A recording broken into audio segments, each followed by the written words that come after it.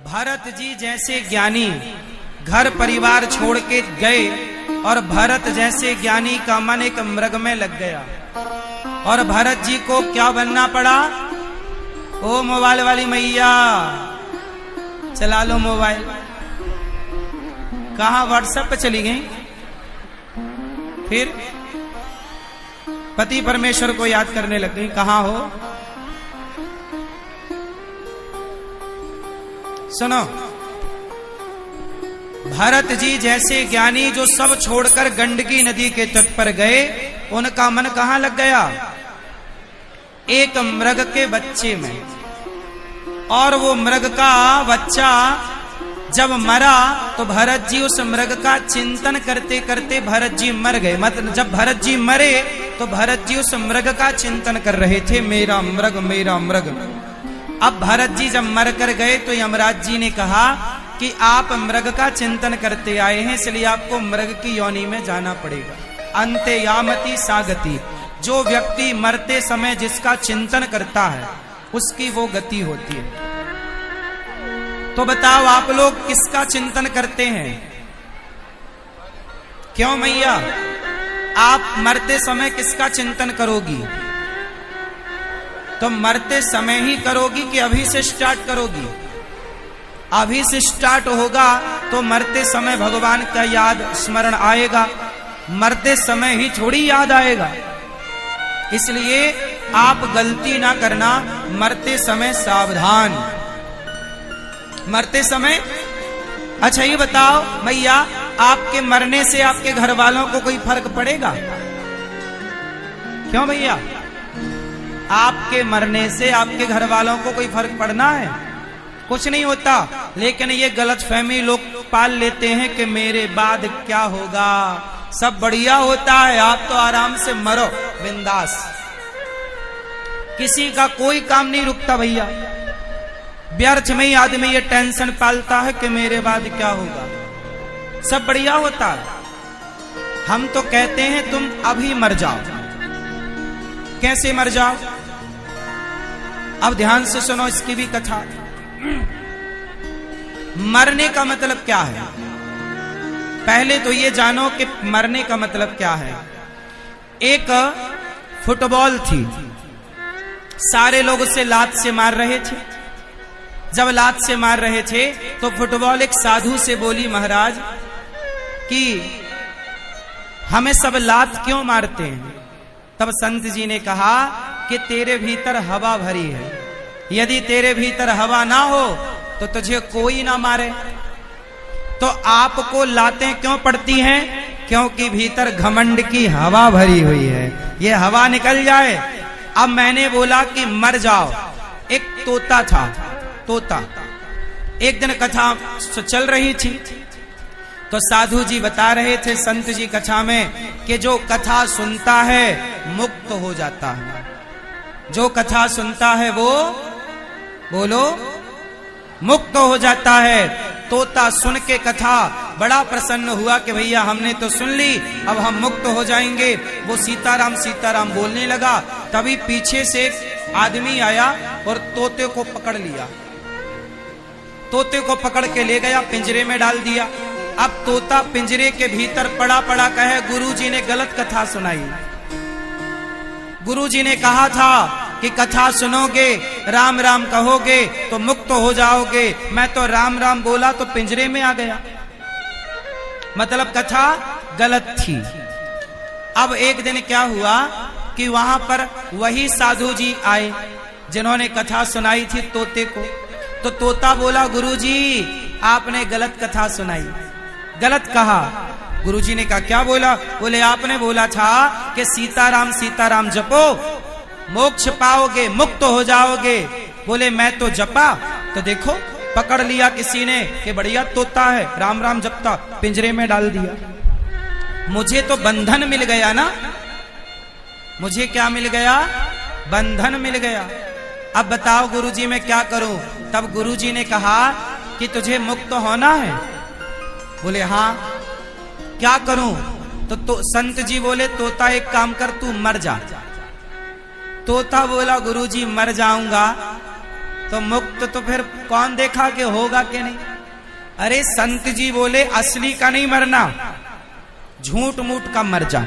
आज जब तेरा मालिक तुझे दाना पानी देने आए तो दोनों पांव ऊपर करके तू गर्दन लटका लेना, मालिक को ऐसा लगे कि तू।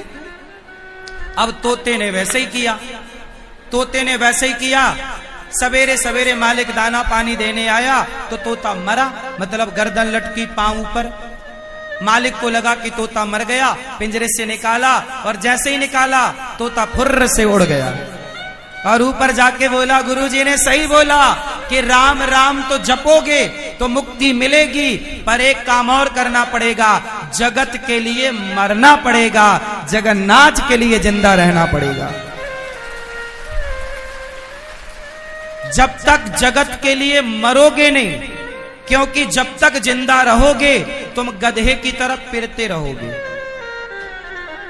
जब तक जिंदा रहोगे तो गधे की तरह काम करते रहोगे। सारी जिंदगी तुम्हारी जरूरतें पूरी ना होंगी, कामनाएं पूरी ना होंगी, इन्हीं को पूरा करते करते आप पूरे हो जाएंगे। आप पूरे हो जाएंगे पर आपकी कामनाएं पूरी। चलो बताओ, रावण के सिर कितने थे? रावण के सिर कितने? कौन? कितने? 10। अब जरा बताओ कि रावण के 10 सर थे तो रावण मंजन कैसे करता रहा होगा? पहले यहां वाले मुंह पे दांत, पर ये वाला कैसा कठिन काम रहा, क्यों? अच्छा, रावण जब 10 सिर थे तो करवट कैसे लेता रहा होगा? चित्त पड़ता होगा ऐसे, क्यों? करवट तो लेते बनते ही ना रहा होगा, क्यों भैया? रावण के 10 सिर कैसे थे? ऐसे नहीं थे कि रावण सदा 10 सिर का था। 10 सिर का मतलब है रावण की इच्छाएं हमसे आपसे 10 गुनी ज्यादा थी। रावण की कामनाएं हमसे 10 गुनी ज्यादा थी, इसलिए कहते हैं दशानन। आप लोग यदि ज्यादा कामना करेंगे तो आपके भी सिर ज्यादा हो जाएंगे। इसलिए कहता हूं, अपने उस मुख को कुचल दो, अपनी उस इच्छा को कुचल दो जो इच्छा आपको भगवान से दूर करती हो। उस इच्छा को मार दो। इसलिए कहता हूं, मर जाओ। कैसे मर जाओ? जैसे तोता मर करके मुक्त हो गया। जगत के लिए मर जाओ, बेटे के लिए, बेटी के लिए, परिवार के लिए अब मर जाओ। अब केवल जिंदा रहो तो केवल गिरधर गोपाल के लिए। प्रिय भक्तों, भरत जी बड़े ज्ञानी, पर क्या बन गए? मृग। क्योंकि मरते समय चिंतन, आप लोग मरते समय भगवान का चिंतन करना, मरते समय सावधान रहना, वरना घर वालों को कोई फर्क नहीं पड़ता। क्यों भैया, ये बंद पड़ा है क्या? एक सेकंड। घर वालों को कोई फर्क नहीं पड़ता। इस तरफ घर वालों को कोई, आप जब मरोगे तो घर वाले, आप जब मरोगे ना तो घर वाले चाय पिएंगे तब भी। जब कोई मर जाता है ना तो पड़ोसी लोग बड़ी चाय वाय लेके आते हैं और बोलते हैं, अब मत रो, थोड़ा चाय पी लो, ठंडी हो रही है, बड़ी मेहनत से बनाई, अदरक वाली है। सास मरी पड़ी है और बहू चाय पी रही है, मस्त बनाई है, तेरी सास मरेगी तो हम तेरे यहां भी लाएंगे। चाय पी रही है और चाय खत्म, फिर चालू, फिर वही चालू नाटक। ये दुनिया को कोई, ये बात सही है कि गलत है? जब आदमी मरता है तो अड़ोसी पड़ोसी चाय वाय लाते कि नहीं? आपके यहां ये परंपरा है? हाँ, चाय पी पी के आदमी रोता है। आदमी तो बिना चाय पिए रोए भी ना, रोने के लिए उसको चाय चाहिए। आजकल का आदमी बड़ा मतलबी है, फ्री में आंसू तक नहीं बहाता। बात सही है कि गलत है? हाँ, अब चलो। तो आप लोग सावधान। भरत जी दुर्गति को पा गए। यमराज बोले कि आपको अब मृग बनना पड़ेगा। भरत जी मृग बने, पर तीसरा जन्म फिर मनुष्य का मिला, जहां राजा रहुगण को उपदेश किया। अब जो उपदेश किया वो बड़ा गजब है। राजा रहुगण ने भरत जी को पालकी कंधे पर दे दी। भरत जी चल रहे हैं, चींटी ना दब जाए, जरा उछल कूद करके चल रहे। राजा रहुगण बोला, क्यों रे, तुझे चलना नहीं आता? ठीक ठीक, मैं मृत्यु दंड दूंगा। भरत जी बोले, ये बताओ भैया, तुम मारोगे किसे? चलो थोड़ा ज्ञान की बात कर लेते हैं। बताओ, मृत्यु किसकी होती है, शरीर की कि आत्मा की? कौन मरता है? कौन मरता है? हाँ, शरीर भी नहीं मरता, व्यवहार में कहा जाता है मरता है। चलो मान लेते हैं कि मरता है, पर मेरी दृष्टि से शरीर भी नहीं मरता। मैं सिद्ध करता हूं कैसे, सुनो। शरीर बना 5 चीजों से, पृथ्वी, जल, वायु, अग्नि, आकाश। जब हम मरते हैं तो चिता पर जलते हैं तो अग्नि तत्व अग्नि में मिल जाता है, जल तत्व जल में मिल जाता है, वायु तत्व वायु में, पृथ्वी तत्व पृथ्वी में, आकाश तत्व आकाश में। बताओ अब मरा कौन? 5 तत्व से तुम बने थे, 5 में समा गए। माटी से बना था घड़ा, घड़ा टूटा तो माटी में मिल गया, माटी से बना था माटी में मिल गया। इसे मरना थोड़ी कहते हैं, पर चूंकि व्यवहार में कहते हैं कि मर गया तो कहना पड़ता है कि मर गया, पर तत्व की दृष्टि में कोई मरता नहीं। हम जहां से आए हैं वहां जाते हैं, जहां से आए हैं वहां जाने के नाम को लोग कहते हैं मर गया। 5 तत्व से बने, 5 में मिल गए, बात खत्म। अब ये बताओ मैया कि जब आप मरती हो तो ये बताओ नरक स्वर्ग कौन जाता है? क्यों भैया, आप जब लोग मरते हैं तो नरक स्वर्ग कौन जाता है?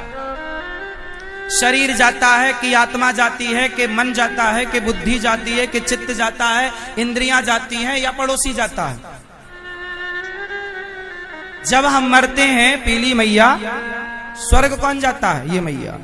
नरक कौन जाता है? ये बताओ, कौन जाता है?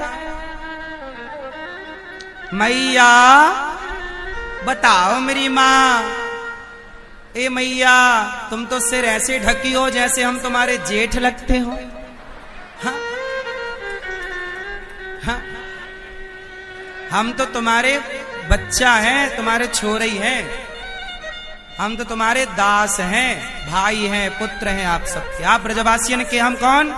दास, सेवक, आप सबके पुत्र।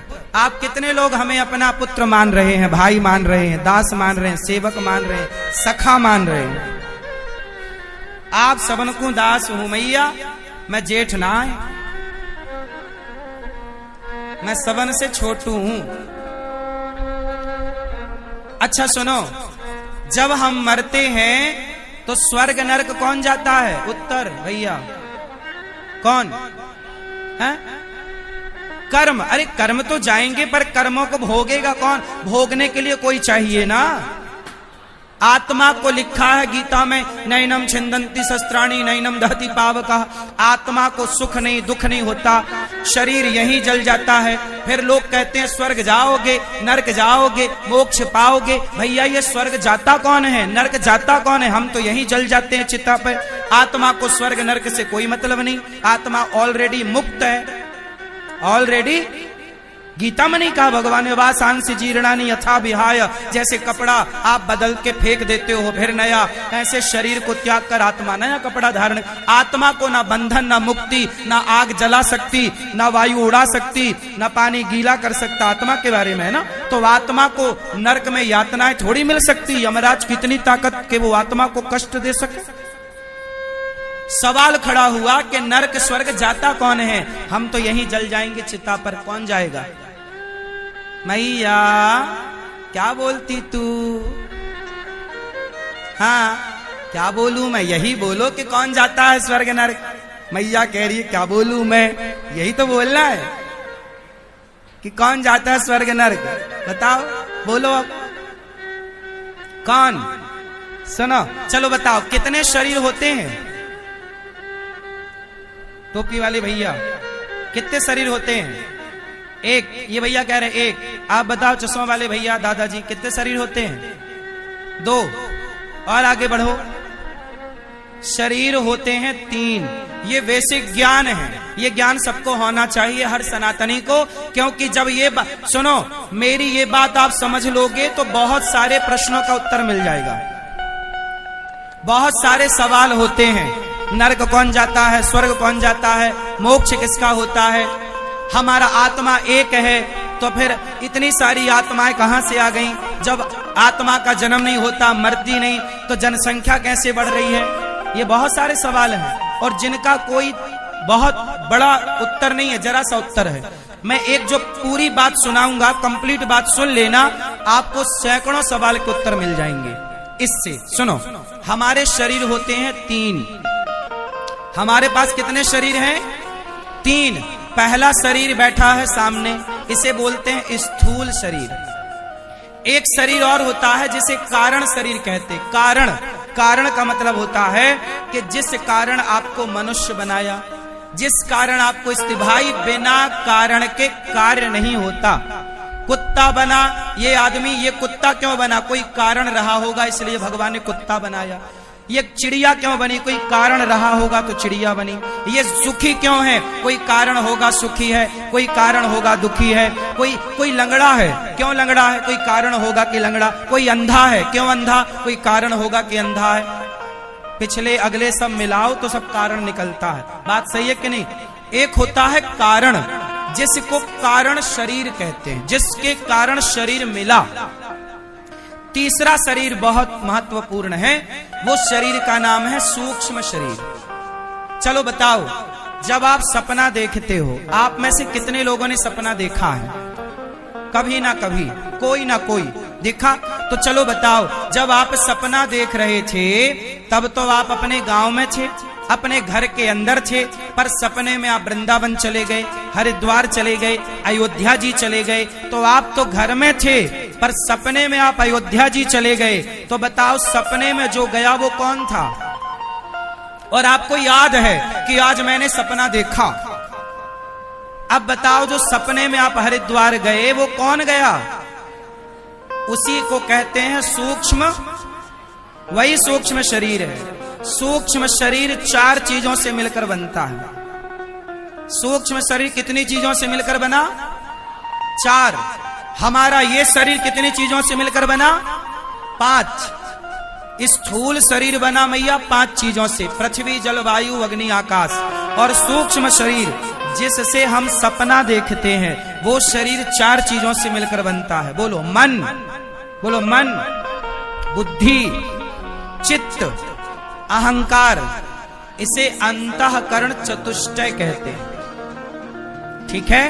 इन चारों के समन्वय को सूक्ष्म शरीर कहते हैं। जब हम मरते हैं तो हमारा ये शरीर जलता है, पर जो सूक्ष्म शरीर होता है, जिससे हम सपना देखते हैं, यमदूत आते हैं, उसी शरीर को पकड़ करके ले जाते हैं और वही स्वर्ग और नरक का भोक्ता बनता है, वही जाता है उसी का। अब कबीरदास जी कहते हैं कि माया मरी न मन मरा, मर मर गया शरीर, आशा तृष्णा ना मरी, कह गए दास कबीर। कौन मरता है? शरीर मरता बार बार, पर वो सूक्ष्म शरीर कभी नहीं मरता। सूक्ष्म शरीर को मन भी कह सकते हैं। चलो बताओ, मन मरता है? आदमी मर जाता है पर मन नहीं मरता, ना भरता है ना मरता है। ना मन भरता है ना मन मरता है। तो हमें पकड़कर यमदूत ले गए, तो क्या पकड़ कर